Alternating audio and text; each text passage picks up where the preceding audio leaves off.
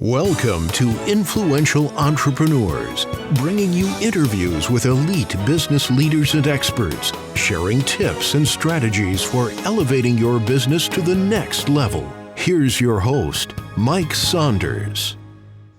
Well, welcome back to the Influential Entrepreneur Podcast. My name is Mike Saunders, the Authority Positioning Coach, and today we are privileged to have with us the one and only Mike Koenigs. I said right before we started recording here that I'm just a lifelong fan of his work. I just love everything he's done from way back in the traffic Geyser days, Mike. So thank you for being on. Mike's a serial entrepreneur, author, speaker, and it just has got a vast background in marketing. And right now, I would say to you that just as a quick flash, I was following you as a product provider and as a marketer, and you in the last 5 to 10 years have shifted into thought leader mentor. So I really love that shift in your surviving and thriving and giving back. So that's what I would love to talk with you about today is, your journey through the entrepreneurial realm and now how you're really giving this high level advice back to entrepreneurs. So welcome and give us a little bit of a thumbnail sketch of what you're up to these days.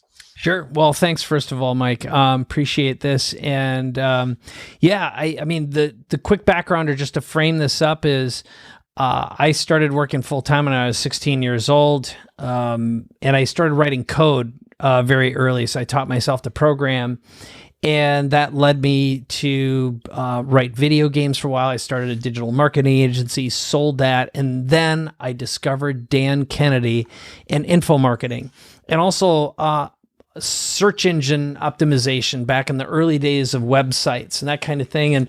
And that led me down the path of how can I combine marketing, which I really fell in love with technology and software. And that led to 2 software companies. One was Traffic Geyser, one was Instant Customer. And then I combined info marketing and the launch world with that, which is, if you go back to the Jeff Walker, Frank Kern, Mike Filsaime, nowadays one of the newer guys is Russell Brunson, at least in the world I came from, at one point, I just was like, I was done with that space. I got tired of funnels, Facebook, social media, and what I'd call the business opportunity seeker newbie space. It quit being fun.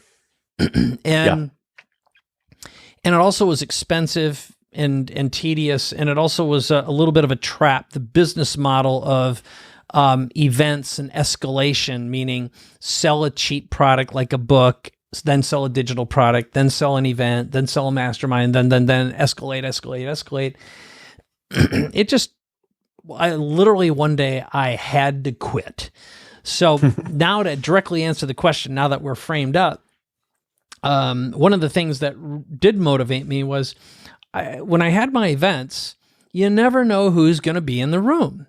And there were numerous occasions where I'd do some research on who signed up, and there'd be people who, with a little bit of research, were worth $100 million. There were a couple billionaires in my rooms on some occasions, and invariably I'd meet them, I'd talk to them because maybe they bought a VIP ticket and they were very low key.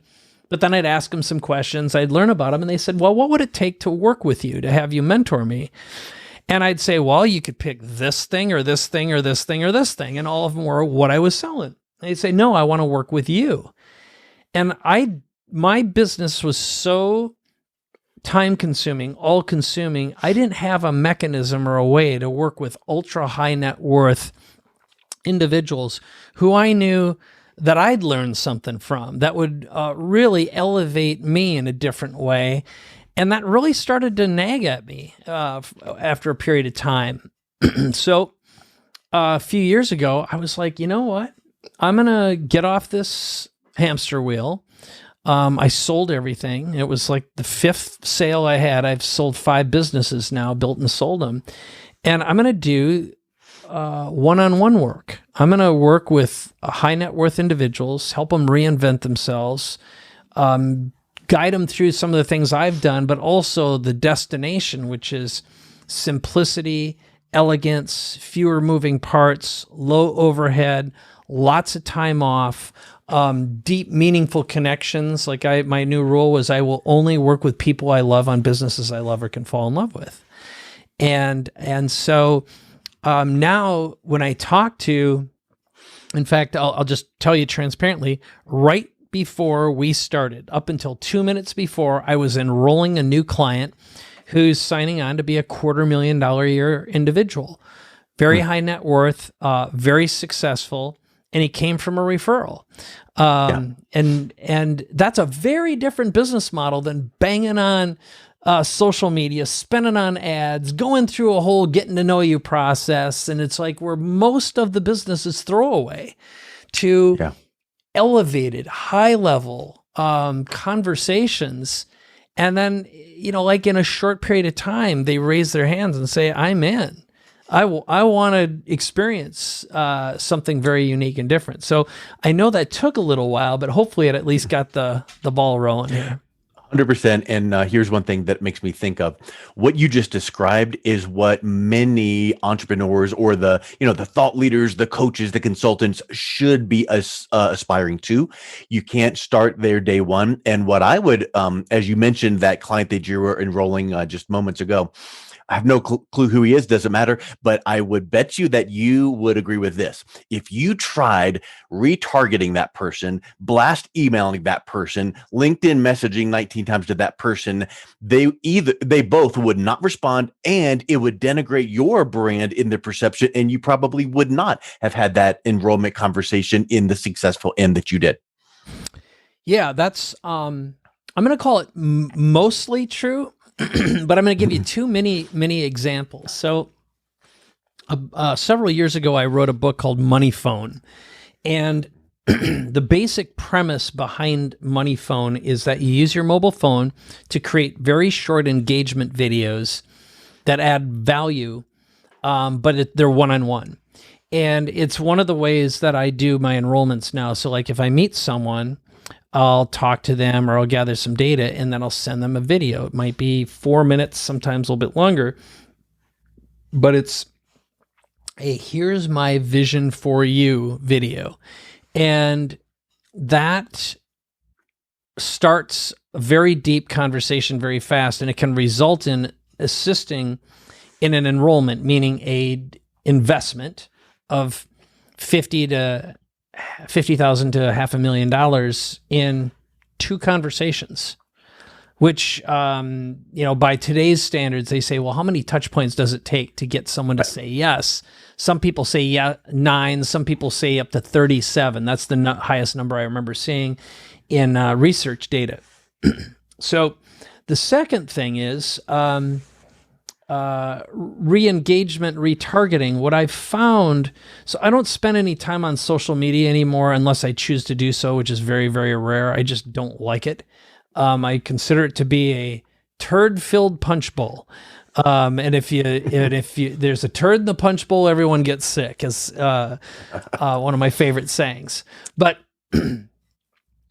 what I do is I do broadcast to it. So I create a lot of content. I do 2 podcasts, a lot of videos. I write for Entrepreneur and Forbes magazine, and I write about my clients that I work with as well. And I do find that having a strong social media presence does elevate brand, and it does with everyone I work with as well. And it certainly re-engages people who have heard of you, and the content marketing absolutely draws them in. Real life example, I just spent 2 days with a new client. So 2 days ago, I ended the day before yesterday. And this person met me through a friend of mine, Allison Maslin. I did a webinar for her audience. And then at the time, she couldn't afford me. That was the story. And not too much later, she re-bumped into me just because she started following my social stuff. And again, going back to directly answering that question, yes, retargeting wouldn't necessarily help, but what it does do is it encourages when people see growth and progression. What hurts you is if you don't have a presence. And in my case, I'm essentially selling celebrity. I'm selling status. I'm selling elevation. If they don't see it themselves, there's incongruence. And if they can't articulate it, they'll certainly feel it. So you framed retargeting in a way once you've made some type of a relationship overture. So what I was mentioning, I agree with you 100% what you just said, and I would like to clarify.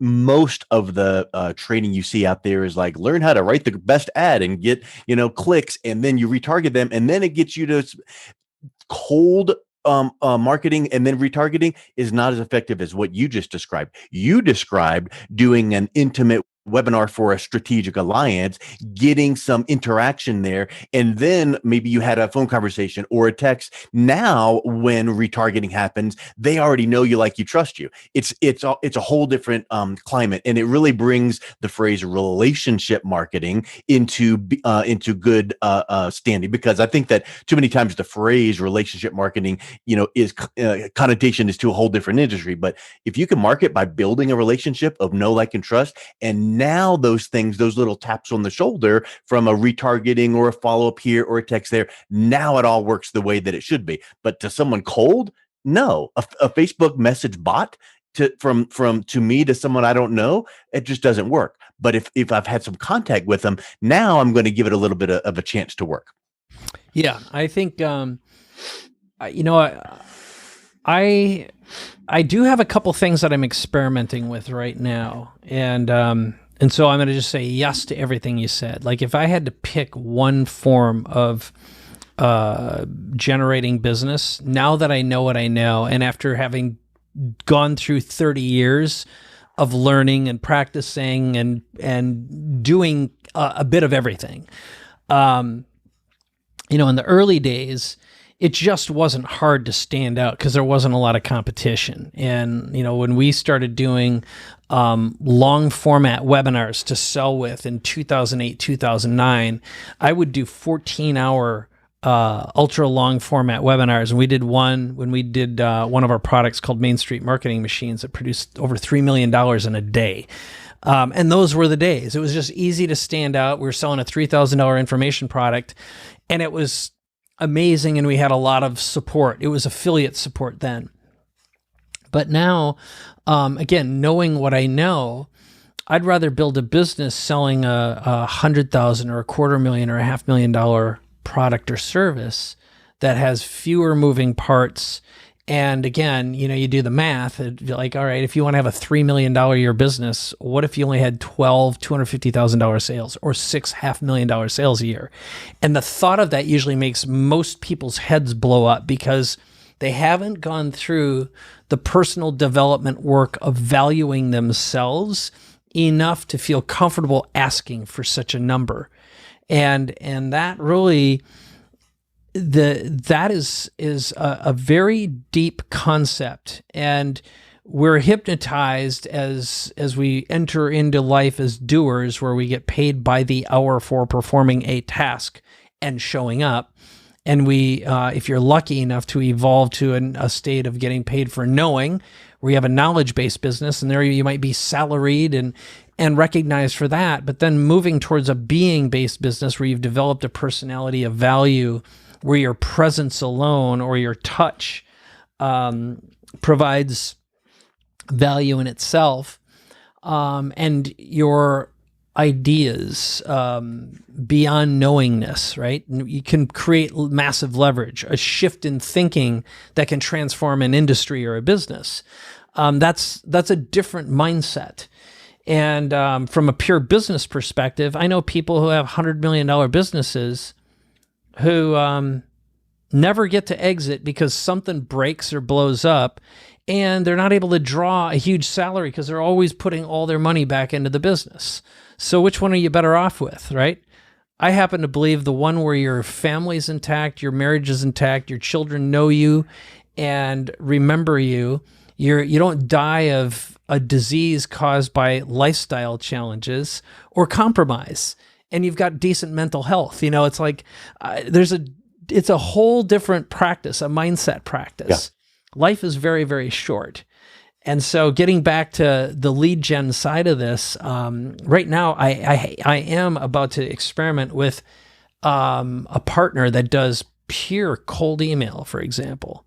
Another one that is using some fascinating social techniques that use voicemail, for example, on platforms. So meaning like LinkedIn or Instagram or whatever. And I'm not opposed to anything that accomplishes the end goal, but I'm more interested in whatever the shortest, simplest answer is. Where is their elegance? Where are the fewest moving parts with the least amount of risk?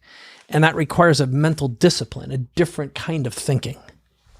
Well, and one thing that I would ask your opinion on, which is, you've heard this over the years. You mentioned Russell Brunson. You mentioned Frank Kern, and let's put your name right in that mix, Mike Koenigs.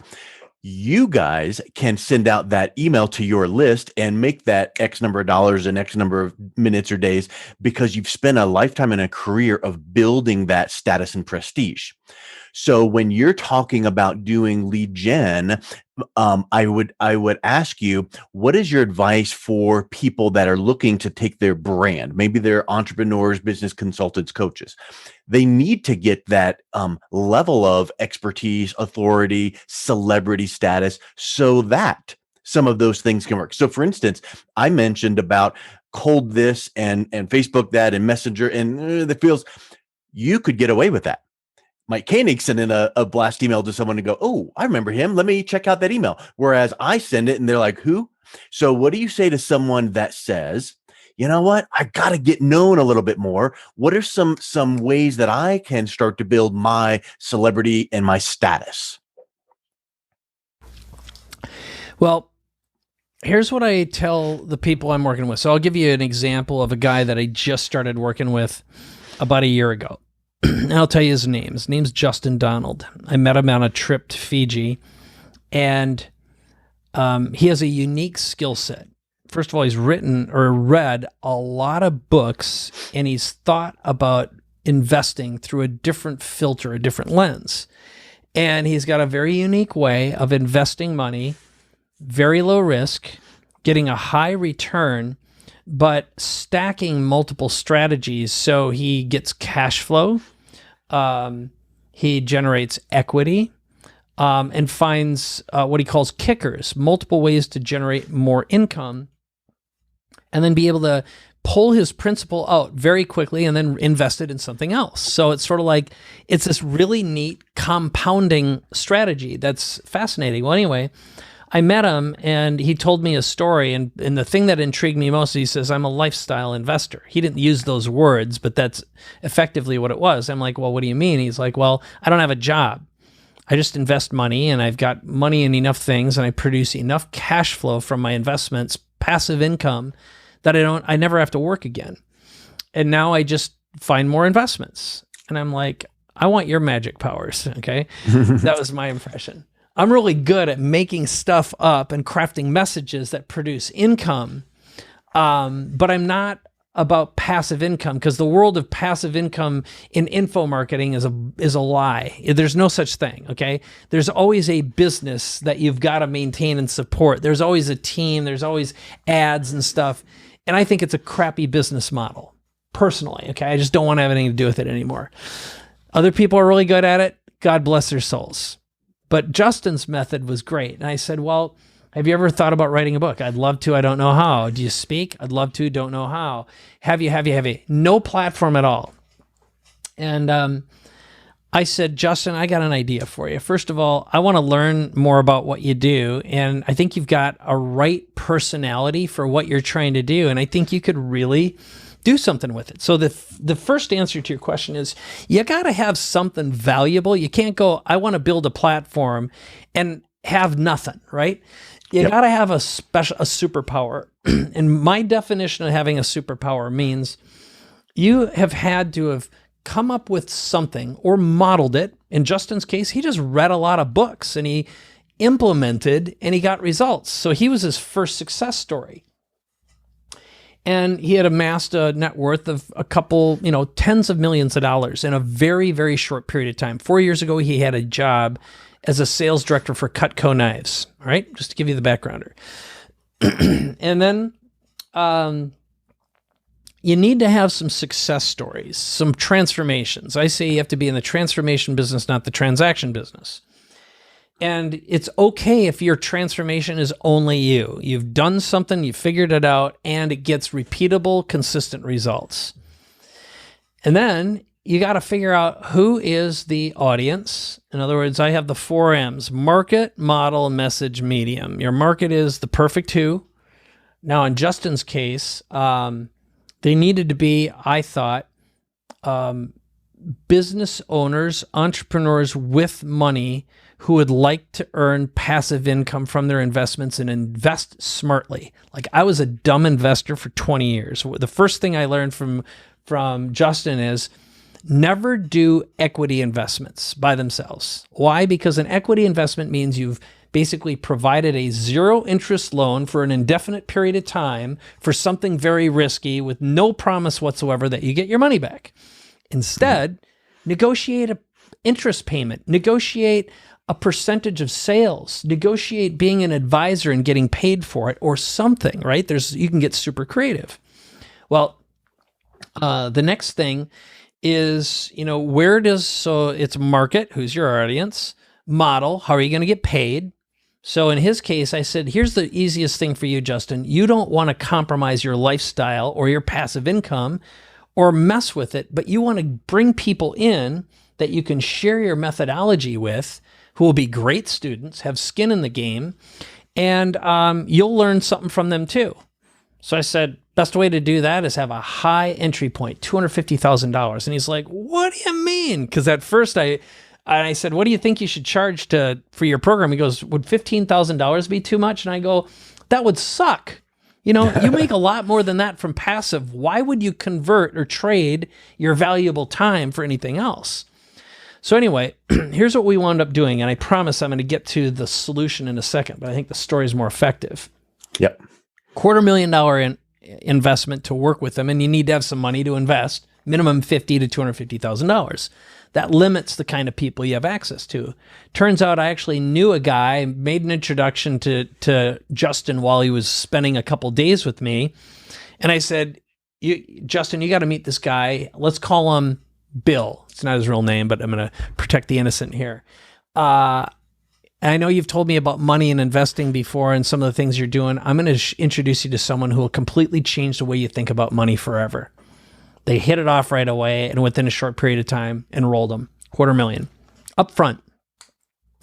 And this guy is implementing like crazy. He's already told, I know he's already made millions because of the introduction and the connection. So it's really valuable.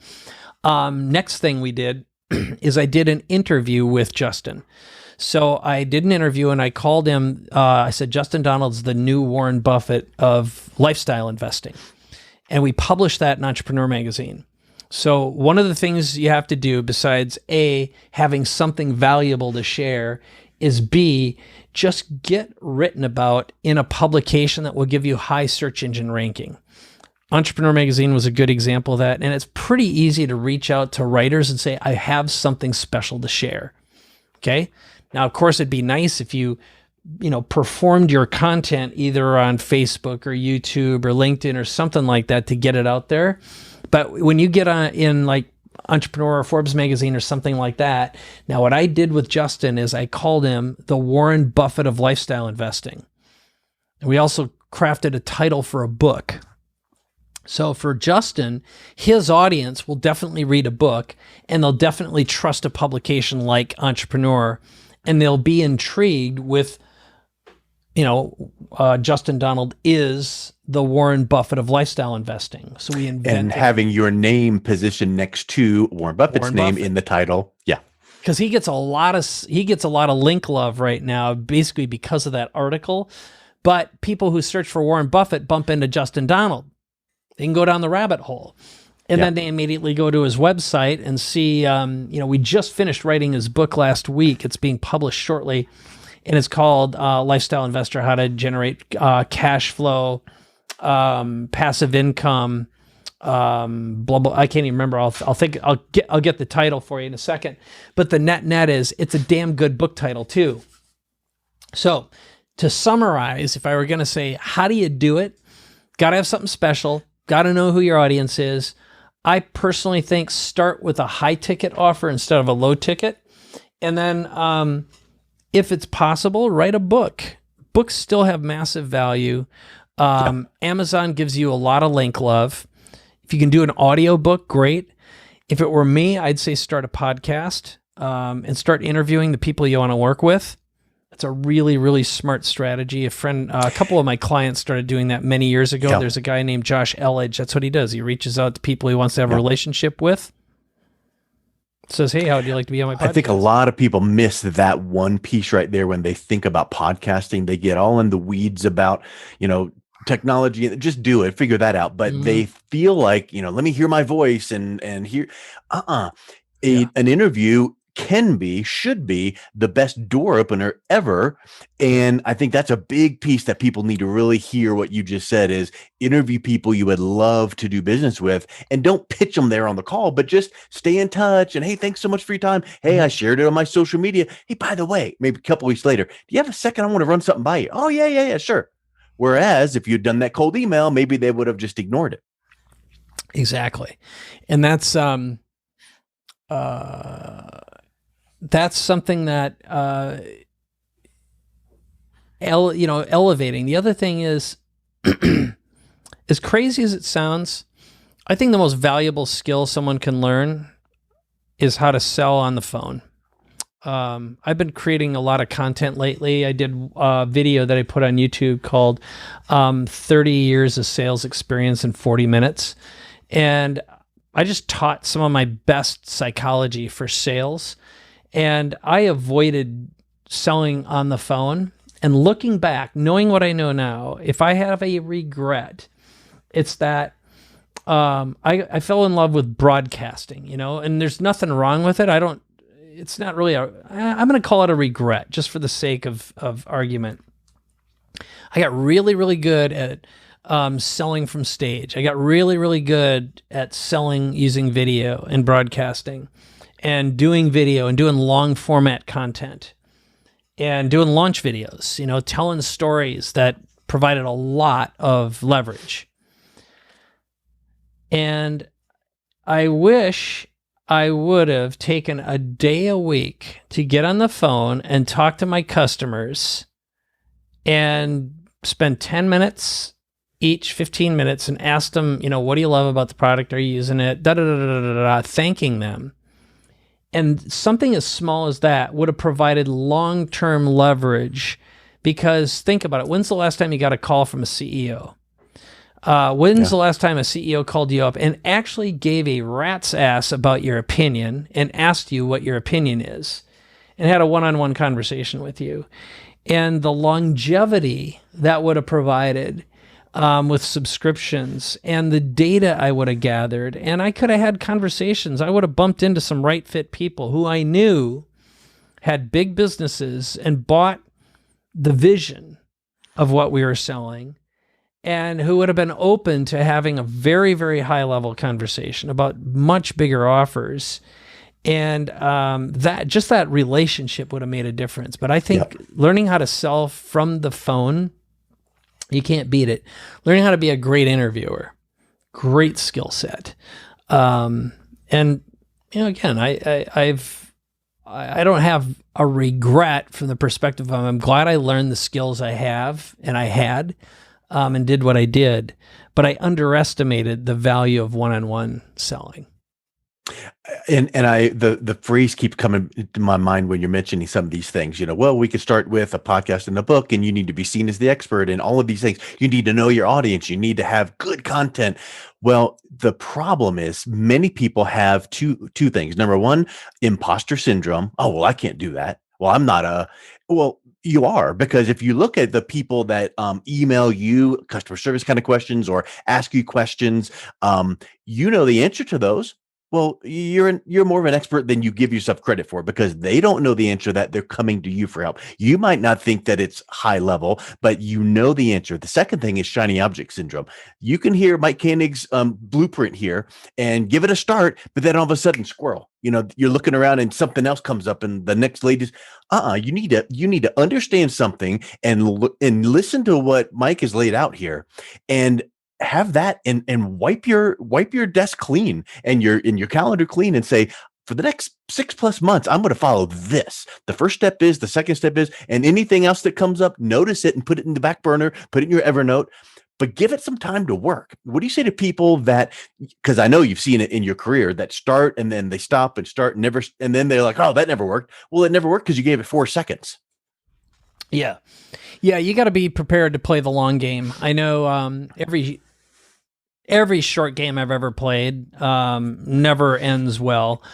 And right around the time you're giving up on something is about the time when there's some evidence that it starts to work. So one of my great mentors, and I call him, he's like a brother, best friend, father, grandfather, mentor, all rolled in one, is Dan Sullivan. I do a podcast with him called Capability Amplifier. He's 76 years old. He is wise, really, really smart guy. And when I was going through my, I've got to get off this hamster wheel or I'm going to die moment, I mean, like, I just was like done. And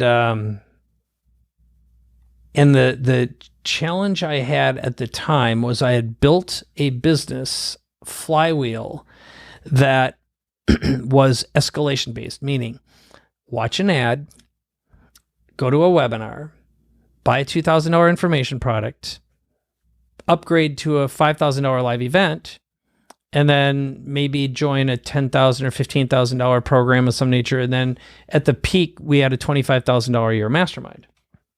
Classic escalation model. Well, the problem with the classic escalation model, first of all, is there's a lot of potential for breakage and there's a lot of moving parts. At any given time, Facebook can screw you, or YouTube or Google can screw you, and your ads just quit working. Or someone quits and stops watching things, and you wake up one day, and literally $150,000 could be blown on ads that aren't converting because no one's watching the farm. Okay, had that happen before. It's a very expensive, icky mistake. And then, or some of your sites break and you just don't see it or hear about it because some stats aren't working right. Your complex dashboards aren't working right. Or worse yet, so let's say you sell a product and then a pandemic comes along and you've got an event to fulfill and people want money back, all right? There's all kinds of stuff like that can happen. You just don't know. But it's people, it's teams, it's moving parts. In our case with this, I was always selling 6 months in the future and I was paying my bills with tomorrow's money, right? And that can turn into an ugly cycle, especially if some of your marketing quits working right. And that's eventually what kills a lot of event-driven businesses.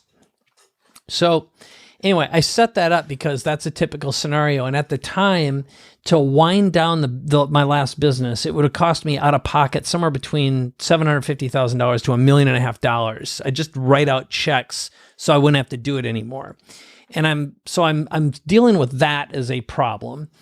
And then the second thing was, I just don't want to do what I'm doing anymore. So I go to Dan and I'm like, what advice do you have? What should I do? And he taught me the system. He calls it DOS, which stands for Dangers, Opportunities, Strengths. The basic idea is, he said, call people up, just start talking to business owners and ask them, what are the biggest dangers they're dealing with today? What kind of opportunities are in front of them that they can't take advantage of? And what are their strengths? What are their greatest skills that they wish they could spend all their time in or doing, and amplify those more? He said, and you have to have conversations like that without a specific agenda. You just gather data. And after you talk to 10 or so people, the answer to your question is just going to show up. It will become obvious. So I started doing that. I did exactly what he said. I started talking to people I met at events, people I'd known for a long time. But again, someone starting from scratch could just start reaching out to business owners and having these conversations. And well, the bottom line is, as a result of that, it became absolutely clear where my greatest skills were, my own superpowers, and then what people needed and how I could match it together and create mutually beneficial business relationships, a big income stream, and something that would really light me up. In other words, I wanted to spend all my time in my superpowers too. And I called the business the Superpower Accelerator as a result of that. And so getting back to your question of knowing when to quit or not to implement, the secret to all of this is engagement with real people, with money, just having conversations with them. And the backward thinking of what niche should I pick, or, what should I do? They get focused on how problems and doing problems, which is a low frequency, low vibration waste of time. At the end of the day, everything is driven by an individual, a customer writing a check to solve a problem. They want to buy money at a discount, like what Justin Donald provides. Give me some education, some knowledge so I can make more money. They want to have elevated status, okay? Or they want longevity, lifestyle, quality of health. Every single product and service really can be narrowed down into money, solving money problems, solving status, authority challenges, being more lovable, or improving health and lifestyle and wellness. And so, but that starts with the individual. And I can tell you that there are some people who won't give you a nickel to solve any one of those three problems because they don't value themselves, they don't value time, they don't value money, or they don't value whatever. And you can go to a different person who might be highly motivated, coachable, and wealthy, who would stroke a check for $1 billion to solve a specific problem at a specific time. Who would you rather work with? Yep. And the fastest way to make $1 million is to have a single offer that costs $1 million. And so you've got to fish in the right pond. Yeah, that's what it is. It's the right story at the right time for the right person.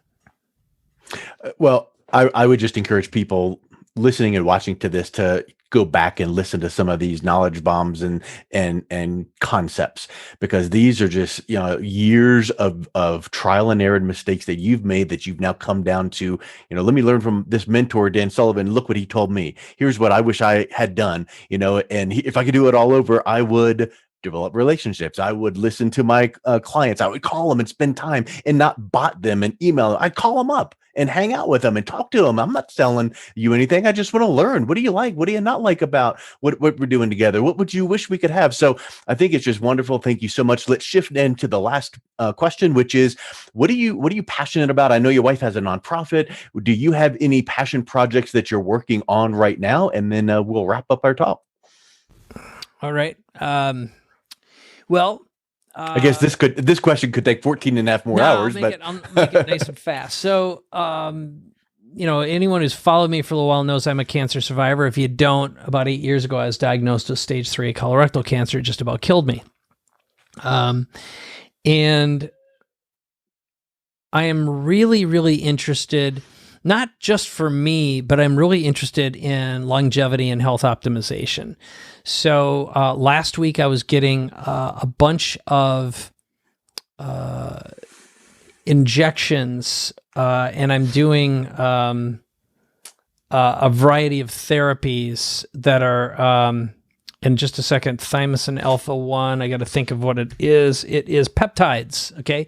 So peptides are very, very powerful tools you can get that can enhance your mitochondrial function, your brain function, improve your healing speed, etc. Really, really interesting. So I was doing that for a shoulder and a knee injury I had. Noticeable difference.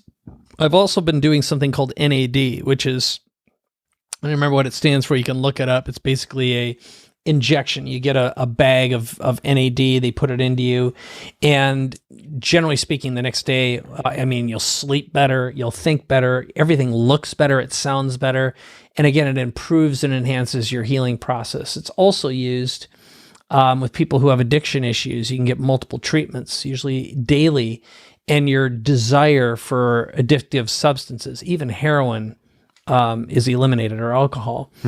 And there's an enormous amount of fascinating work that's being done right now. And then the other thing that I am completely consumed with is simplicity. So my wife and I, so our son he's 18, left home. He's actually in the wilderness living with a small group for 80 days without a phone, hiking, backpacking, doing survival skills. It's a rite of passage, something we're really proud of. But in the meantime, we're re-examining our lives right now, and I'm fascinated with tiny homes, RV living, van life, bare essential simplicity, living on the absolutely minimalist lifestyle. And we're traveling a lot more, but also doing micro travel. So we just jump in the car, we disappear for 4 or 5 days, and we're just getting rid of stuff. So I'm at a stage in my life right now where I am very much ready to put together a portable rig for my studio. I always have some kind of a studio because I produce a lot of content. As long as I got high-speed internet, I could literally live in a box. I lived in a 440 square foot boat, a houseboat, for almost 5 years. I could totally do that again. And I think I got my wife convinced to do minimalist living too. Look. Yeah. And I like that. I really find it interesting. And right now, if you're listening to this around pandemic time when we're making it, one of the biggest challenges that we've got to solve right now is housing. A lot of people are losing their livelihoods, their ability to produce income, and low-income housing is a massive challenge that we've got to solve. And I think we can do it ethically, deliberately, safely, powerfully. And this is an opportunity to look at this not just as an opportunity, but to a life re-examination. I mean, when you can't and haven't been able to travel as long as we have since the pandemic started, I think people who are dealing with it in a mentally healthy way are realizing how little we actually need. And that can go for diet. It can go for every part of our lives. And so that's what I'm really fascinated with right now is minimalism.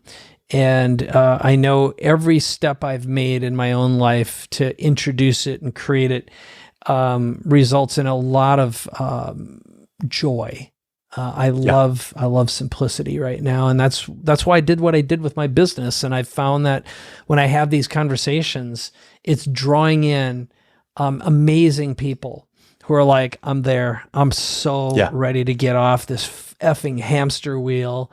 And I want to know my children. I want to fall back in love with my spouse, or I want to find that person, and I don't want to find it on the basis of falsehoods and complexities and also the nasty part of life, the bad part of social media that we know is harmful. Well, it reminds me of that last piece you mentioned. My father-in-law for years would say, we need to get back to being human beings instead of human doings. We just go, do. We got to get the next thing. And you never get there. And it's like the comment you mentioned about you were working for 6 months ahead, spending the money today, and now you got to catch up. Well, that human being aspect, and maybe we don't need everything we have or striving for. So I think that's a huge piece. And it's something that, back 20 years ago when you were not where you are today, you probably would have heard that and gone, that's just foreign. There's no way. I've got to strive. Well, maybe the people that are listening to this right now can go, maybe I'm not going to be right to the part where Mike is to go, maybe live on a houseboat or an RV, but I can take some elements of that and put that into my life. And does that mean maybe you're not going to work 7 days a week, 12 hours a day? Maybe you can just take these little moments. And it reminds me of, the Tim Ferriss book for our work week. One of the concepts I remember from that book is, don't wait till you're retired to take that, retirement. Why don't you take mini retirements? Why don't you structure your business where you can take 2-3 months off and kind of catch your breath? Well, take moments, take opportunities to be that human being. And so I think that you're minimalistic and being simplistic, and that doesn't mean you water down what you're doing. It just means that you are really jealous with your time. Yeah, I think it's about seeking leverage. I've interviewed Tim and spent good chunk of time with him years ago.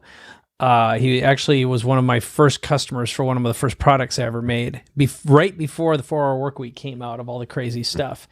And I've always admired his thinking. And getting back to like, how do you get there quickly so you can have that? First of all, again, going back to find something and produce something unique that's systematic and process oriented that you can talk about and own and name.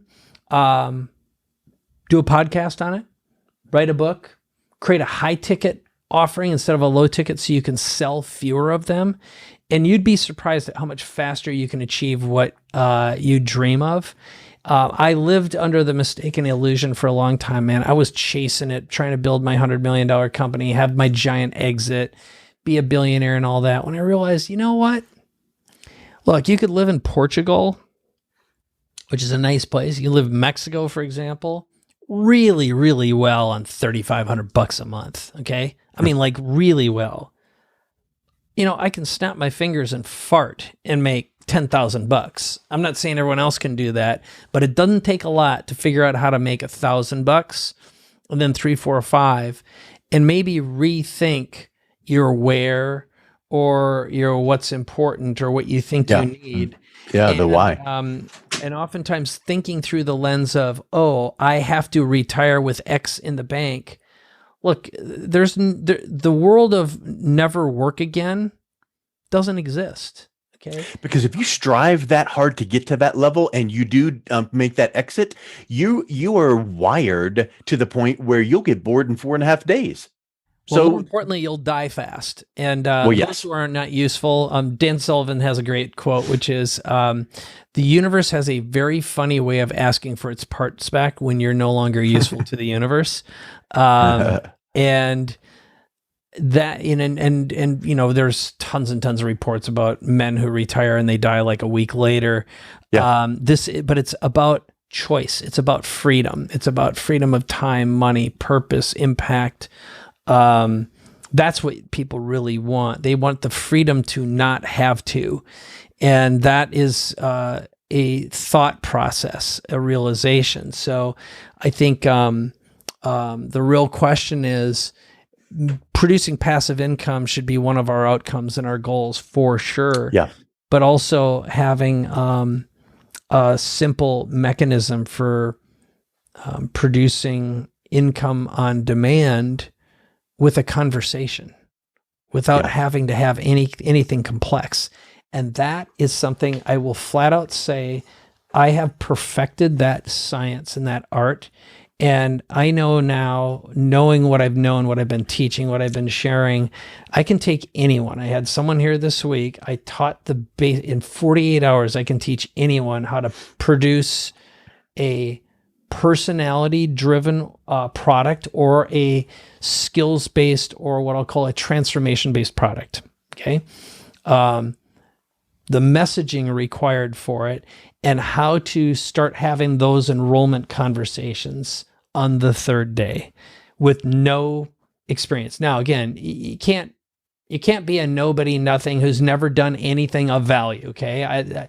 That means you got to go to school and you got to put in your freaking dues. There's no shortcut for that. You're going to have to live and you're going to have to spend some time doing and knowing in order to get to the being phase. But, it is surprisingly easy. And again, going back to my formula of it just comes down to what you want to earn and what you need. But for most people, $500,000 will go a long way. Okay. Yep.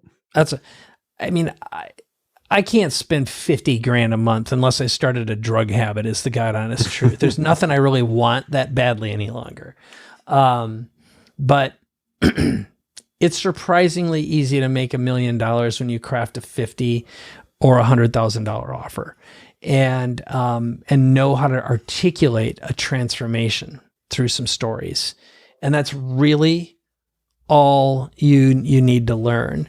And if you don't have that for you, then learn that skill set for someone else. And if you have a story about how you're not a good salesperson, I changed the word to enrollment. I call them enrollment conversations. And all you're doing is sharing a transformational story by listening to someone's deepest desires. And you're crafting a movie starring that individual as a star in their own film, with them as a hero and you as a guide, or your product or your service. That is the art. That's very love it. Love it. And so now I guess I would just ask, what's the best way people can reach out, connect with your content? You put out a lot of content. What's the best platform to pick up on that? And what's the best way people can connect with you? Sure. Well, the easy way, you can go to my website, MikeKoenigs.com. It's also paidforlife.com. That'll bring you to the same place. And just look at the content. There's a few things that'll show up there. I'll give away some content on like how to make great Zoom meetings. I've got 2 podcasts. The best way is enter into the conversation, and podcasts, obviously, doing what you're doing now. So I do one with Dan Sullivan from Strategic Coach, who is absolutely one of the smartest human beings on the planet. That's Capability Amplifier. The second one is called The Big Leap, with another incredibly brilliant man named Hendricks. He wrote the book, The Big Leap, and also Conscious Luck and 50 other books. We do that weekly as well. And if you're on both of the podcasts, you're going to get some great content. If you hit my YouTube channel, I've got some really, really good sales material. So if you're interested in learning and crafting the story that I just described, I give it away. I give away my best stuff, the same stuff that people come and invest $250,000 with me. And the podcast will introduce you to a different way of thinking, which is really every problem you can solve already exists inside your universally connected mind, and knowing what question to ask and what you really, really desire and what you need, not what you want. Wants get in the way of what's true. Yeah. When you really let your attachments to old traumas go and feel into what you really desire and need, I firmly believe your universally programmed brain will go off and solve every problem that you ask it to solve when it is not motivated by living in a trauma and a fear state. So and if you want to go down that rabbit hole with me, there's a episode on plant medicine that I just did with Hendricks and The Big Leap as well.